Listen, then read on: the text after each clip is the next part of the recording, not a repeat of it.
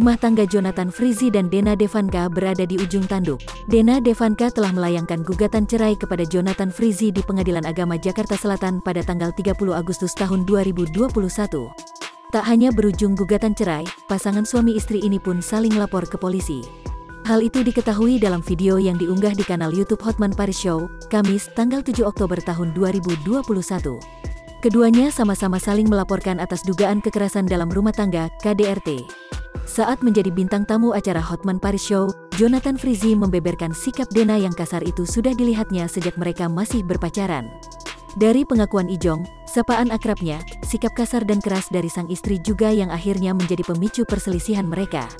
Inti utama perselisihan apa? Tanya Hotman Paris. Kasar dan keras, ucap Jonathan Frizzy.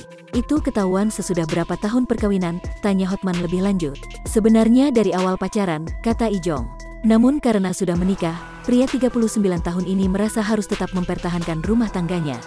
Sampai akhirnya ia pada satu titik merasa tidak tahan terus-menerus diperlakukan kasar oleh Dena Devanka. Kita kan udah menikah, apalagi?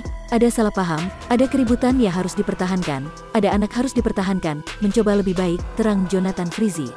Tapi kalau terus-terusan aku dicubit terus, dihajar terus ya berontak juga akhirnya, sambungnya.